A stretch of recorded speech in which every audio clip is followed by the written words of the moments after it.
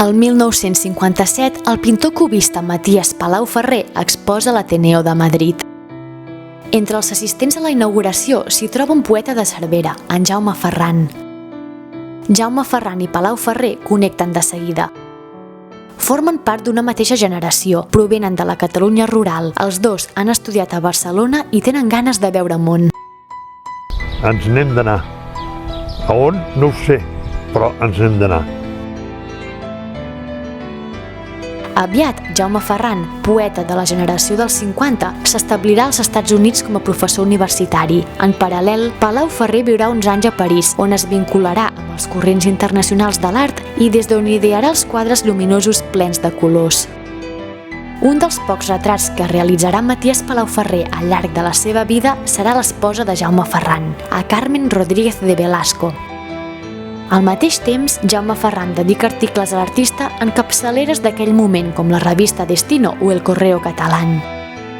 L'any 1970, Palau Ferrer torna a exposar a Madrid. La mostra, celebrada a la Biblioteca Nacional, s'inaugura el dia de Sant Jordi i compta amb una presentació escrita per Jaume Ferran.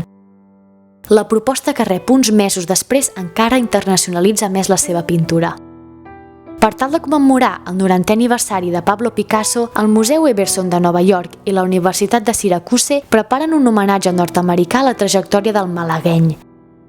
Per a l'efemèride s'encarrega Matías Palau Ferrer, en qualitat d'únic pintor convidat, que faci una obra artística per a la celebració. Si Palau Ferrer sempre havia esquivat l'etiqueta de Picasso número 2 que la premsa li havia assignat, en aquesta ocasió accepta el projecte picassià, perquè és Jaume Ferran qui li fa la petició des de la Universitat Americana. D'aquests esbossos en sortirà una reinterpretació de Palau Ferrer del Guernica de Picasso. Un dels elements que sempre recorden a nivell familiar és que en Jaume Ferran, quan venia als estius a Catalunya, ja fos a Cervera, ja fos a Cambrils, agafava el cotxe i amb la seva dona i els fills anaven a Montblanc per veure quins eren els últims quadres que havia acabat de pintar en Palau Ferrer. Avui, aquesta exposició rememora aquesta amistat, el vincle intel·lectual entre Jaume Ferran i Palau Ferrer.